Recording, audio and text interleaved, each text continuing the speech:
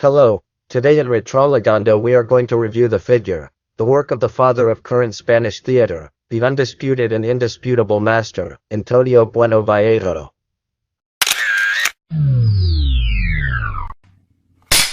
Antonio Bueno Vallejo was born in Guadalajara in 1916. In a wealthy family, the father was a military man. His first vocation was music. He has always said that he liked a toy violin, but that it could be used, that he considered buying it, that they did not buy him, because he has always said that if they had given him that violin, perhaps instead of the theater he would have devoted himself to the music. As an adult, he played the pianola. He boasted of playing the pianola and he didn't do it badly. He even composed when he did. For example, his version of Mother Courage, he adapted the music and lyrics to what Paul had done of Saul. In the knowledge of classical music, a very important training, as seen in his work, where he introduces pieces by different composers of all classical music. His other first vocation was drawing, painting. He studied fine arts. He did not study anything other than elementary education. He did fine arts and he always had a devotion to other people's painting and to drawing and painting himself. In fact, here we had for example, this book of prints which includes numerous drawings, paintings, sculptures made by Bueno himself, where, for example, the well-known drawing of the bust of Miguel Hernandez stands out, with whom I coincide in prison, and many others that they are collected. There is also an edition of an album that he made as a child copying from book covers that he saw at home, from publications, things that he invented, some albums that his father bound with great care, with great devotion. In 2 albums the drawings architros, he collected them all, and in 2016 an edition was made on the occasion of the centenary of the birth of Bueno of these drawings, of these albums. About Bueno's life, you can tell this, he was a convinced man of the left, not a radical. He was always a very tolerant man, very open to dialogue, but very convinced of the left, that it is, irreducible, not in the way that he could manifest himself. Another, he always did it from a more intellectual position, not at all passive, as can be seen in his work, quite the opposite. And this, in his youth, when in the Civil War, well, it leads him to the fact that when the insurgents win the war, they put him in jail for adherence to the legal cause that was the republic that had been democratically elected, not the military coup they had staged. As a consequence of his ideal, he is sentenced to death. He goes through different prisons and is sentenced to death, a sentence that is commuted. After various attempts, for example, he recounted that suddenly at 4 in the morning 7 or 8 prisoners who were sentenced to death were finished. They were taken out into the courtyard as if they had not been shot.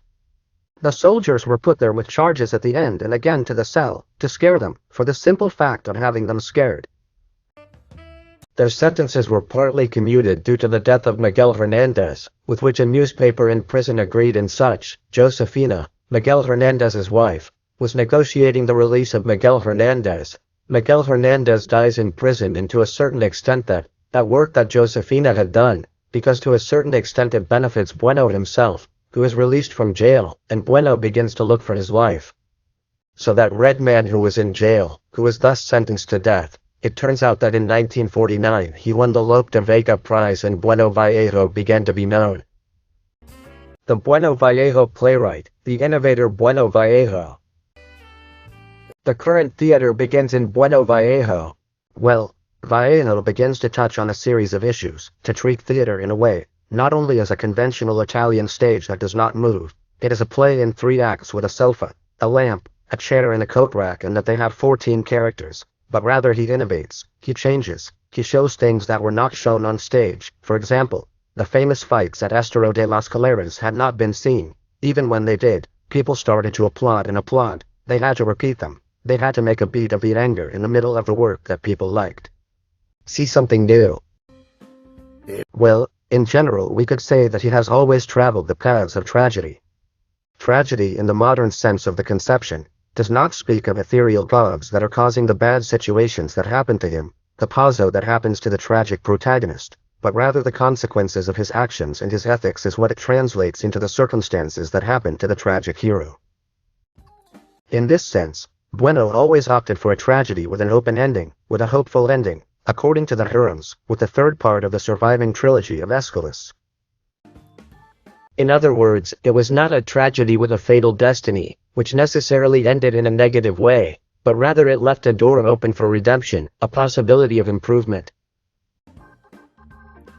His theater is very critical, it is very demanding, and it also makes frequent, almost always, use of symbolism. This is symbolism, symbols that naturally the spectator of the time and the current one recognizes without any difficulty. This is what has generated the discussion at the time with Alfonso Sastre about possibilism and impossibilism. Alfonso Sastre maintained that things had to be said as they were and one had to do what one wanted, while Bueno maintained that one had to be a little more intelligent and find a way to circumvent censorship and take advantage of the loopholes it left behind. For example, he has recounted many times that when a work he wanted something to happen, something that the censorship was going to throw him back, because before he put in some bad words then the tuna censor. No, no, no. Not these swear words, he crossed them out and washed the others, which was a way of being able to convey his message, and there is what has happened with each one, with Bueno and with Sastre. Well, in general, in all the works there is a permanent evolution. There is no stagnation at any time in the work of Bueno Vallejo, but perhaps his main innovation is what Ricardo Jimenez calls the immersion effects. In contrast, for example, to the distance from the epic theater of Bertolt Brecht, it is what makes the receiver enter the mind of the protagonist. The spectator is seeing what happens inside the head of the protagonist, so that he is living together, he is sharing the experience of the protagonist. To the point that the masterpiece of the foundation is an immersion exercise. We will see this as we see the work. What if we don't start with the famous López de Vega award from 1949, History of a Ladder? This is the first edition. José Jané was later published, as always, in Celis, in other editions. There are editions of History of a Ladder. It is an absolute success from the beginning, with critics, with the public, and in all senses, because it is a renewal, it is something that already looks new, a novelty that will progress with the following works, such as The Breath of Darkness. This is the Cienese edition, the first Cienese editions in this publisher of these little books. In particular, Buero's works contain something that is not contained in the successive ones, even from the same publisher. Which is that he included at the end of the work a comment where he explained issues about the creation of the work, how he himself interpreted the work, and I don't know why this is something inexplicable. In the first edition it does appear in the different works, but already, for example, in a second edition it no longer appeared. So, in The Art of Darkness, where here we already find this element that referred somewhat tangentially and somewhat partially to the immersion effect. This work written before the other was also presented by López de Vega, but the one that won was The Mystery of the Staircase. But this is earlier, he wrote it in 1946, in The Net of Darkness, and here at the end it turns out that we don't see it. It happens outside the angle of vision of the spectator, so in some way he is sharing with the blind, protagonists of the work, that blindness that they suffer from. So we don't know what really happens in the outcome. That year 1949 he wrote another work that was published here in part, the second act specifically, number 100 by Felix, in a number paying homage to the anthology, and here in the year 79 it was published in Murcia, with a very good study of Mariano de Paco, Terror in Bomba. This is a work that he had kept unpublished, he did not premiere it, he never premiered it, which deals with a then very widespread custom that is a man who dies a small son, a boy, and takes a picture with him dead boy. So a guy who to a certain extent despised his son, that a son dies, he called the son a toad. In short, it was a work a bit far from what will be the later good, but without a doubt it contains interest. Continuing in the chronology, here we have the edition of Felix's Historia de una escalera, accompanied by the words in the sand, which is the only short work that Bueno released, which is the first to be published in this edition. The words in the sand, what are they? For the ones that Christ writes when they are going to stone a stoned lady, write a few words in the sand, that it is the one who is free of sin who has the first stone. So this makes those gentlemen reflect and puts them in the position of what their ethical position is. The next work would be The Weaver of Dreams, from 1950, about Penelope. The reverse of the Luis, the new Penelope waiting for him while he is going through the adventures of the Odyssey, naturally being a transcript of what Spain was like at the time. Aquí empiezan. Here follows a series of works that are considered to be among the least fortunate of Bueno, which were less successful but also worked well. For example, The Signal That Is Expected, where here there is a phenomenon of a wind harp of a cave, where there is a phenomenon that sounds music, a sound that is what produces the action it occupies. Almost a fairy tale, Guero's change on a traditional tale. This is Ricaden del Copete by Peril, and Guero makes a version where the protagonist is Ricaden himself, who is the one who suffers and who undertakes certain actions because of this deficiency that he has, and we go to Don. Don, it is an impressive exercise, perfect in relation. The action that happens on stage coincides exactly with real time, that is, there is a clock on stage, it starts at 4 in the morning. The play lasts 2 hours, including the intermission. Well, on the clock when the work ends it is 6 in the morning. That is, stage time and real time coincide in their extension. In a case of a certain suspense, of a certain intrigue, about a situation of a gentleman, of a very important painter, with his relatives and with his sentimental partner. Irene or the Treasure would continue, another work not one of Bueno's most remarkable. The Cards Face Down. This is already an exercise in tragic, tense, current rhythm, not from the period or resorting to a classic image. Here we have one of Bueno's main contributions at this time, A Dreamer for a Town, about the Marqués de Esquilache, and it is the first historical drama that does does a series of historical dramas not subject to the conventions of the genre in other countries, but yes, nor of course in Spain, where the history of historical figures was taken up again as a pretext for other things, basically to make people laugh or to transmit doctrine, and not here. Here he raises the case of Esquilache, a person with national ideas, with progressive ideas, how he encounters the confrontation with the people manipulated by the conservatives. Logically, we are talking about a paranonic of what was at the time. Las Meninas, another historical drama closely linked to what I was saying before, also about the immersion effect.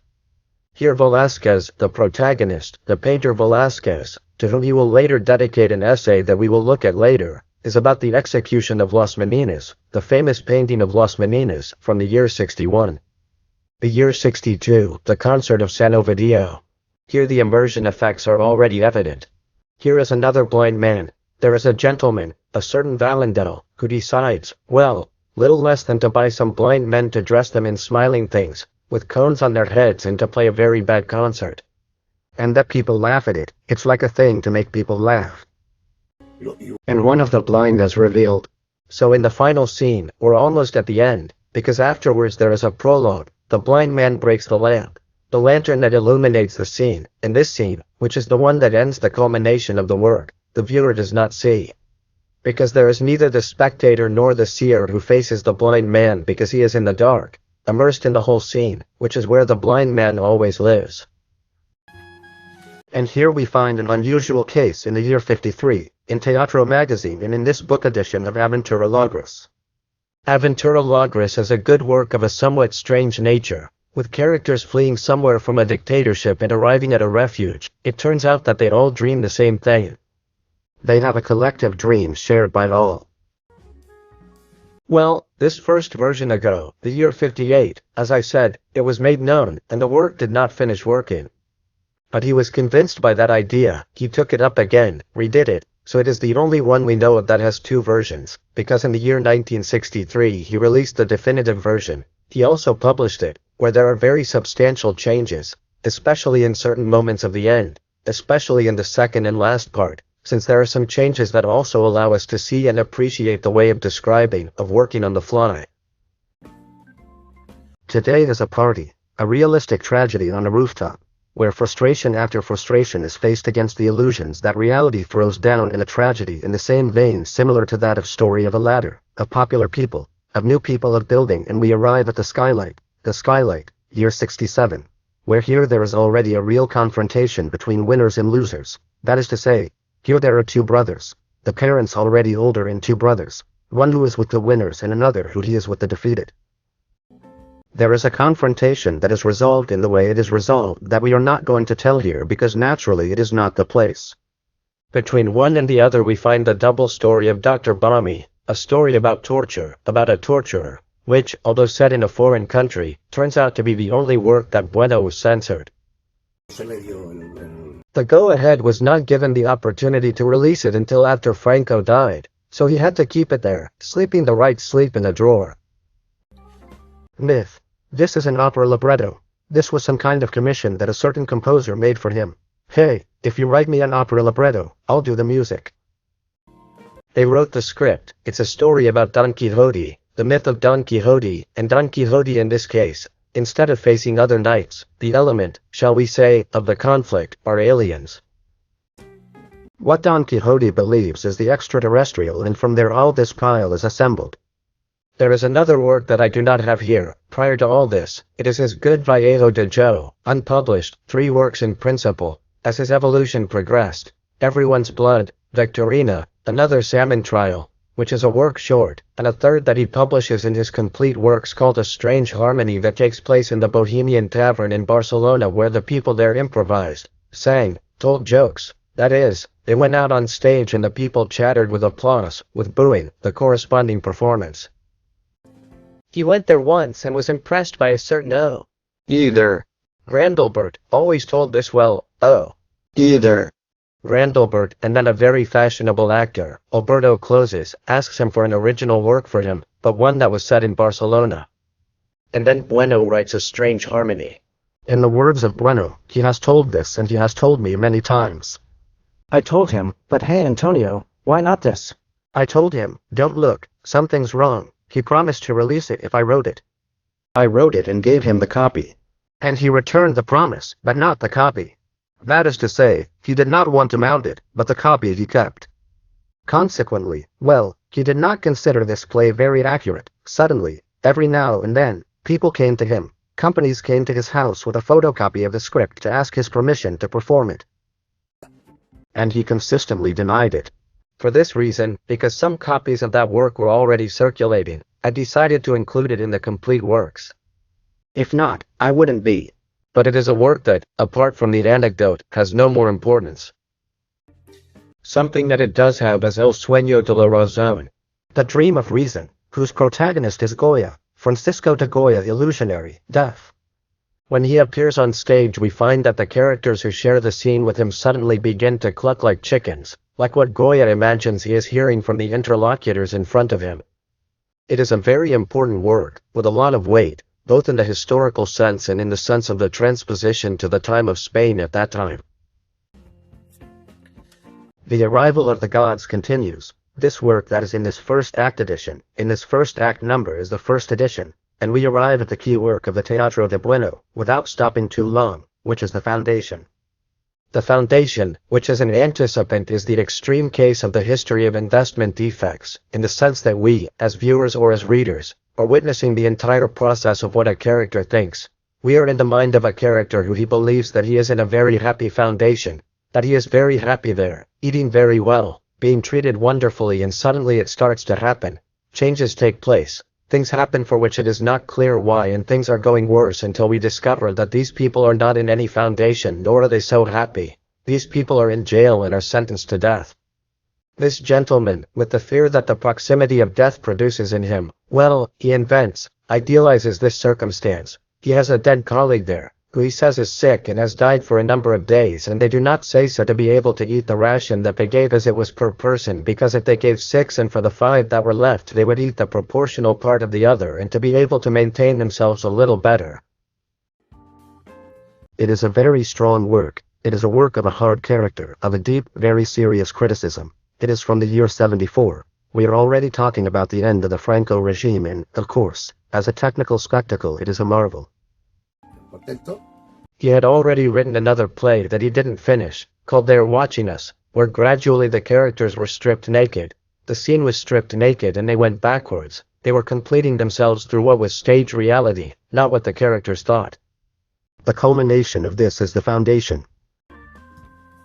The next work will be La Detonation, another very important stage adventure. This happens in the last moment of the claw, at the moment in which the gun rests on his temple to commit suicide. They do not say that a person's entire life passes when he is going to die, because this is what happens now. The most extensive work by Buero, the longest work, which lasts the longest, and everything in reality is the seconds that it lasts, the moment that the barrel of the gun rests on his temple and that he squeezes the trigger. But it goes through great moments of his life, since his relationship with Esperanzada, his political issues, his composition with one another, naturally always keeping in mind that we are talking about Spain at that time. This work, which took me many years, is the last one started during the Franco regime but finished after the Franco regime. The first one that is already completely written at the time Franco has died is Judges of the Night, where these circumstances that had caused the post-war and all the flank are put on trial a bit. This work is followed by the not very well received Cayman. Of the last ones it was perhaps the one that worked the worst, but much less, for example, than Secret Dialogue. Secret Dialogue that was among his favorites one of the last ones, one of the ones he liked the most, which deals with an art critic. It is the world that interested him so much, who turns out to be Altonic, a critic who confuses the colors and produces the death of a painter who was the lover of his daughter by mistake, in short, a series of things. The tragic planting is gorgeous. Lazarus in the Labyrinth, this title already full of connotations. Lazarus who is resurrected, the labyrinth where he gets lost. Close music, which to me is a work that I have always liked a lot. It is about an individual who suffers in his flesh his condition as a criminal.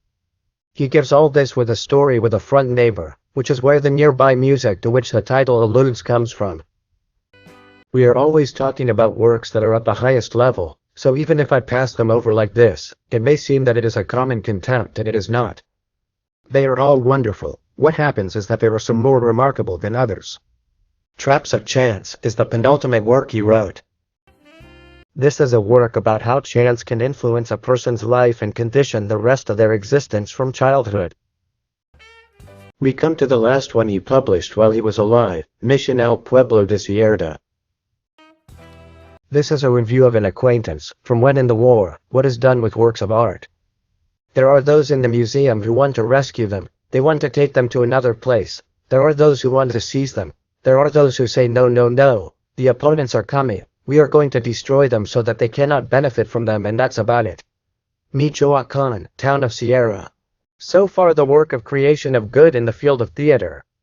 Later he did a series of versions, not too many, for example, Hamlet, Príncipe de Comarca, which this version is published here, starring Adolfo Marciniak, or Mother Courage and Her Children, released in the year 67. If I remember correctly, and later re-released in the year 86, starring Rosa Maria Sarde, directed by Luis Pascual.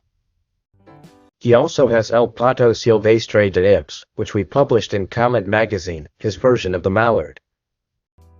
And he also did a couple of versions of Anima, some that are applied in a book for the first time but have not been widely spread. And to complete his work we have some stories. Here we have in this Marginalia Book 1 originally published in a tribute to Torrent Magister titled Diana.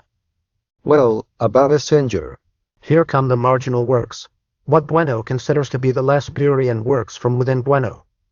There is the sign that is waited for, which I have not heard from her. There is Diana, that there is this story, that he already said, he considered himself a very episodic narrator. And most of his poems, not all, but most of his poems, he said he was Domingo's boyfriend of poetry because he liked it, but he practiced it little. As you will now see, a second story, Galatea, remained unpublished for a long time, until En Deservante a Oravilca was published, in homage to Jean-Paul Morel, when he retired from the University of Neuchâtel in Switzerland. A story in the mythical line too, like the previous one.